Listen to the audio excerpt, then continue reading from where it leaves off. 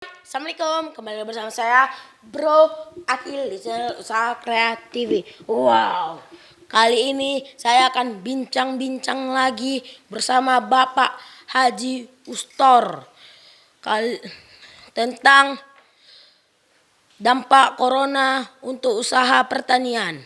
Apa kabar Bapak Haji Ustor? Baik, Bro Akil, alhamdulillah sehat.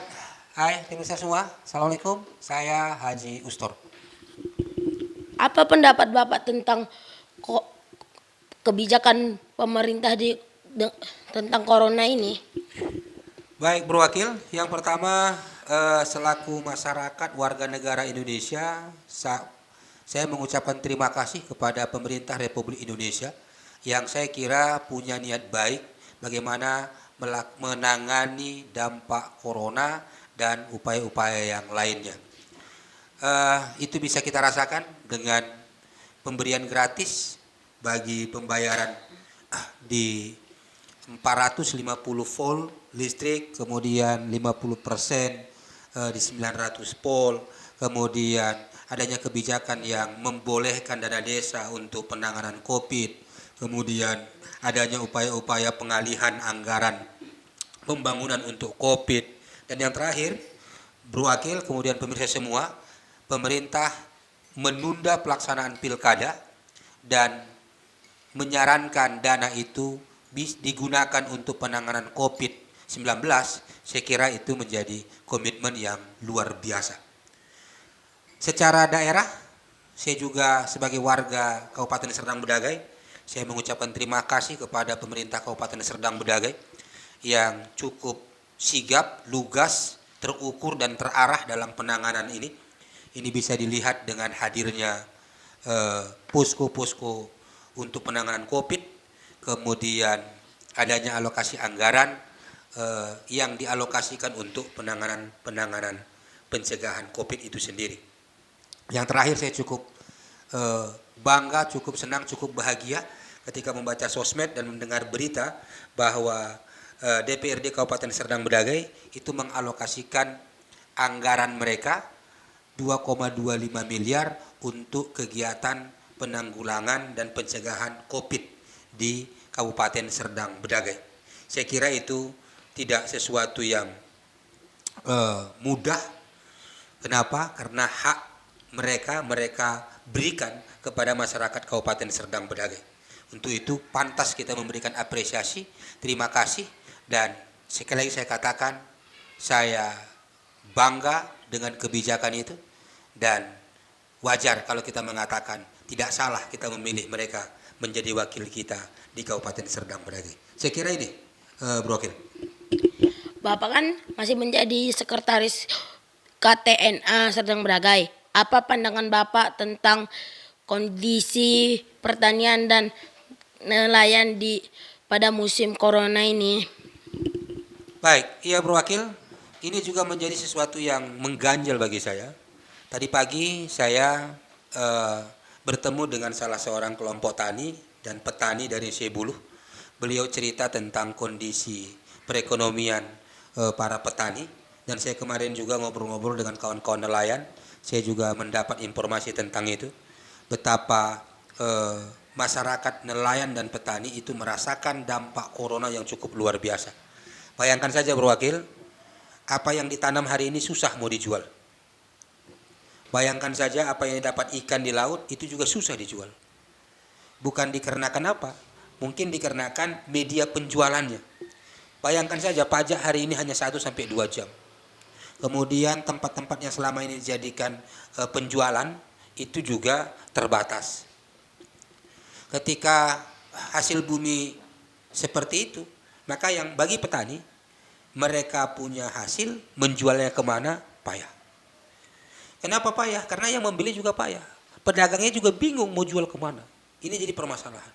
Jadi tadi kata Bapak itu, bayangkan saja Pak Usman, Pak Ustor, gambas sekarang dijual cukup murah. Kacang panjang murah. Kemudian semangka antara 1.000 sampai 1.200. Kemudian timun 500 sampai di angka 600. Sementara ini sudah hampir puncak-puncak panen. Ini yang yang harus sama-sama kita pikirkan. Nah, kalau puncak panen ini itu tidak bisa didistribusikan, maka akan ada penumpukan hasil produksi. Penumpukan hasil produksi itu akan berdampak terhadap petani. Kalaulah timun dijual 500 sampai 600, ini untuk modal jual mengembalikan modal nggak ketemu. Kalau semangka itu di angka 1000-1200, maka petani akan rugi. Belum lagi gambas, kaca panjang dan sebagainya. Nah, sementara petani tetap menanam dan tetap menghasilkan. Nah, kondisi ini saya kira harus kita antisipasi.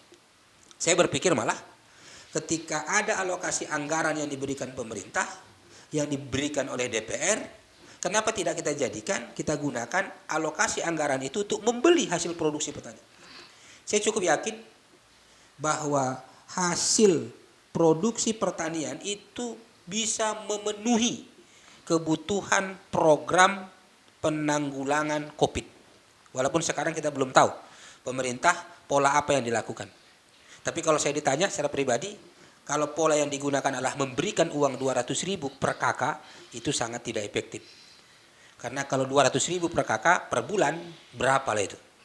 Itu 2 jam pun habis. Kenapa kita tidak berpikir anggaran itu kita gunakan membeli seluruh produksi pertanian, hasil pertanian, perikanan kita, untuk beli ikan, untuk beli telur, untuk beli beras, untuk beli sayur, yang itu merupakan hasil pertanian masyarakat kita, itu kita beli dan itu kita bagikan kepada masyarakat yang hari ini sedang program lockdown, sedang program antisipasi itu. Corona ini kan harus dihadapi dengan imun yang kuat. Imun yang kuat itu berasal dari asupan makanan yang sehat. Saya cukup yakin, sayur diproduksi petani Serdang Bedagai, itu adalah sayur yang sehat.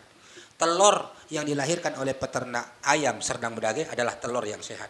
Ikan yang didapati dari petani nelayan-nelayan Serdang Bedagai adalah ikan yang sehat. Ayam itu juga pasti ayam yang sehat. Ini yang saya kira. Oleh karenanya saran kami atau pemikiran saya, sebaiknya anggaran itu kita gunakan untuk membeli hasil produksi petani, nelayan dan perkebunan, itu kita bagikan kepada masyarakat yang masuk dalam program antisipasi COVID, dan itu semuanya akan baik bagi pemerintah. Ini yang saya kira. Bagaimana teknisnya seluruhnya bisa kita bicarakan, apalagi ini situasi yang menuntut kita untuk lebih cerdas dan menuntut kita untuk bisa lebih simpati dan empati. Itu, Bro Akil. Bapak terlihat sehat. Apa kiatnya? Ya, saya kira biasa saja, Bro Akil. Apa yang dilakukan pemerintah untuk tidak banyak keluar rumah, kemudian berolahraga, minum air putih, menjaga kebersihan, pola makan. Tapi selain itu, Bro Akil, saya dalam satu hari tetap meminum 2 butir Bionerv. Kemudian saya konsumsi 2 saset Heb Coffee. Ini bukan kopi biasa, ini adalah herbal yang aromanya saja aroma kopi. Bukan karena ini, Bro Akil, ini sebagai alat saja. Sesungguhnya itu karena Allah Subhanahu wa Ta'ala. Karena Dia yang Maha Pemberi sehat, Dia yang Maha Memberi kekuatan. Ini sebagai alatnya saja. Maka minumlah ini dengan ucapan bismillah, minumlah ini dengan ucapan salawat. Tetap bermohon kepada Allah Subhanahu wa Ta'ala. Saya kira itu, Bro Akil. Terima kasih atas kunjungannya, dan mudah-mudahan Bro Akil sehat selalu, semangat bagaimana menyampaikan tentang perkembangan dunia usaha di Indonesia ini. Amin. Nih, Bro Akil. Pemirsa, itu saja bincang-bincang pada episode kali ini. Pemenang tidak menyerah. Usaha kreatif. Wow. Dadah.